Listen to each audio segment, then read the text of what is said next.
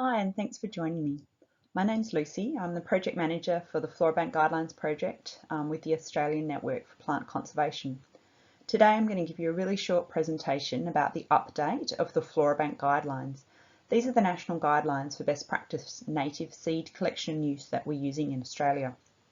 If you need to get in touch, you can find me on Twitter or you can send me an email. Seeds are needed for ecological restoration. Areas in Australia that might need restoration are degraded sites, both in urban and also regional areas.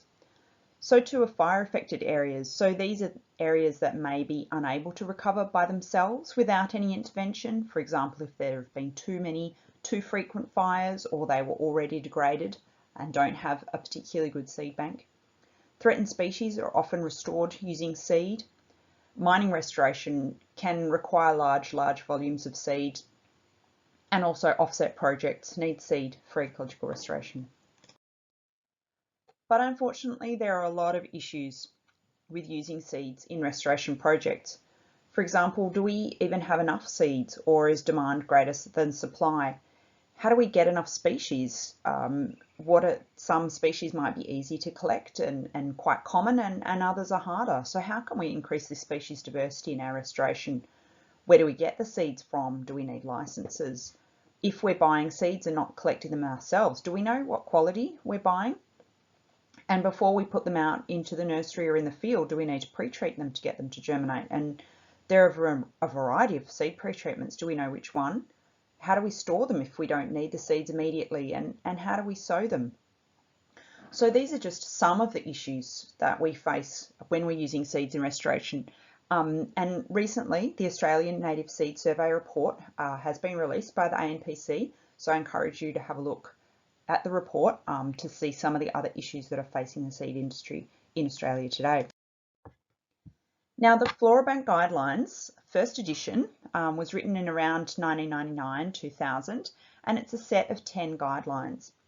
Now, these guidelines were produced in association with Greening Australia, CSIRO Forestry and Forest Products through the Australian Tree Seed Centre and the Australian National Botanic Garden. They were funded by the Bush Care Program of the National Heritage Trust, and they've been our go-to resource for 20 years now to help us out with things like seed storage, guidelines and propagation. Since the first edition was released, we've now got 20 years of experience and research. We've got new advances in seed technology. For example, seed x-rays, and you can see in this image here, it's an x-ray of some amphipogon seeds, and you can see the bright white filled seeds and also some empty ones as well.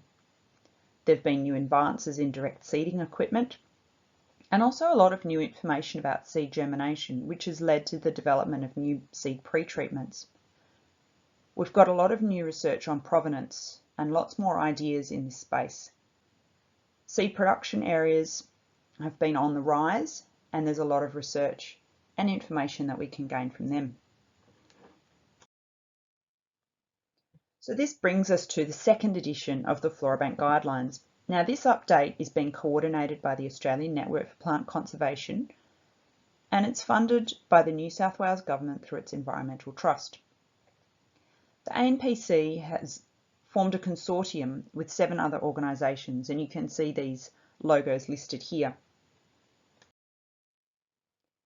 The target audience of the new edition of the Florabank Guidelines is really quite diverse. We'd like practitioners and commercial operators to read it, as well as collectors and purchasers, community volunteer groups and land care organisations, as well as NGOs who might be doing ecological restoration on their properties. Students will find it really useful, as will ecologists that may not have a seed science background that are using seeds within their research. Of course, the native plant nursery industry will find a lot of the seed germination techniques really helpful. Wildflower societies that are also interested in propagation, as well as mining companies doing ecological restoration after mining. Consultants and farmers will find it useful, as well as state government policy and licensing branches and home gardeners. So here's the process that we've been using to update the Florabank Guidelines. First of all, we formed a reference group with those organisations within the consortium and representatives from each. We've listed out the modules that were in the first edition and then listed the modules in the second edition. Now, some of these are new, some modules have been merged and some have been split. We've invited authors and called for lead author volunteers. And at the moment, we're currently drafting each of the modules with the invited authors. We've also invited some reviewers and we will continue to invite reviewers. So the structure of the first edition was this. It covered native seed storage and cleaning, covered record keeping and collection. It did cover seed production areas, also germination and viability testing, and seed collection ranges.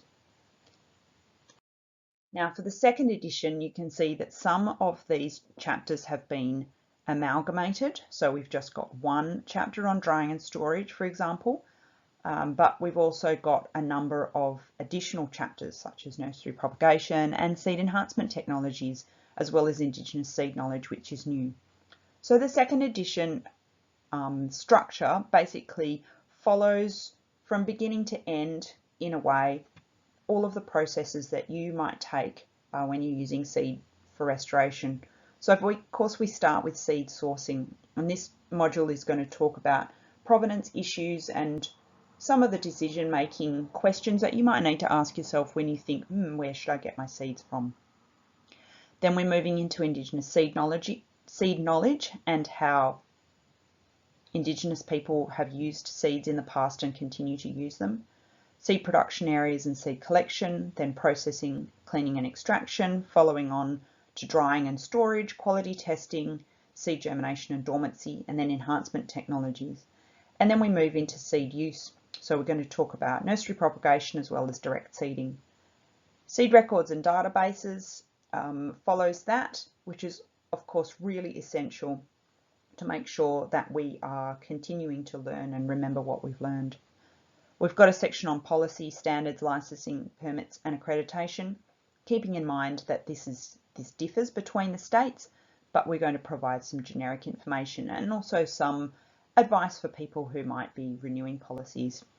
We'll have some top tips for people who are buying and selling seed, as well as a section on useful resources and some recommended reading.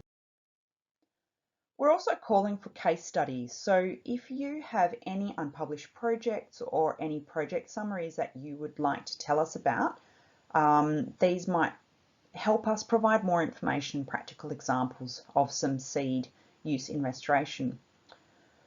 We are going to be publishing these case studies in Australasian Plant Conservation, which is the ANPC's bulletin.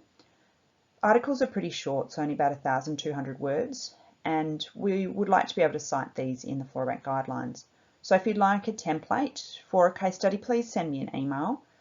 We have a variety of various due dates, so 1st of May, 1st of August, and then 1st of November. And once these are published in APC, they'll also be available online for people to read as well. So the next steps towards the completion of these guidelines. Well, we're just finalising the drafts at the moment, and then hopefully in April we'll be able to distribute the drafts to reviewers. And if you haven't already been contacted or you haven't yet contacted me and you'd like to review a module or maybe more, just send me an email and I'll add you to the list. We're really trying to get a broad cross-section of the seed community to make sure that all of the information in the guidelines is up to date and relevant and accessible. So then after the review period, the first authors are going to address the reviewers' comments with the co-authors helping out. And then I'm going to format these and choose some photos. We'll send it to a graphic designer to do layout and then do a launch.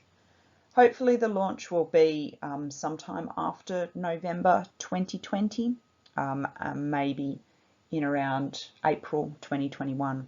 And then we'll be running a variety of workshops. We would really like to run workshops in regional areas all across Australia to help people with their seed use.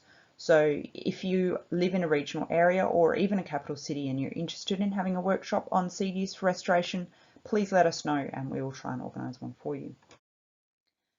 Finally, thank you very much. Thank you to the funding organisation New South Wales Environment Trust. Without your financial support, this project would not have been able to go ahead. Thanks also to all of the authors and the reference group for volunteering your time. I've listed a whole bunch of people here, too many to name, and I'm really indebted to all of the people who have just been so generous with their time and their knowledge and their willingness to share. Thanks also to the ANPC staff, particularly Joe in the office, and also all the committee members who are wonderful. So please support the ANPC. You can have a look at our website. You can follow us on Twitter and Facebook. Also, you can just sign up to the ANPC news for free. Just comes out once a month and you can keep updated with everything that's happening in ANPC and also Plant Conservation Australia in general. And finally, do consider joining as a member, either as a personal or corporate member. It'll really help support us and you get to stay in touch with all the great work we're doing. Thanks very much.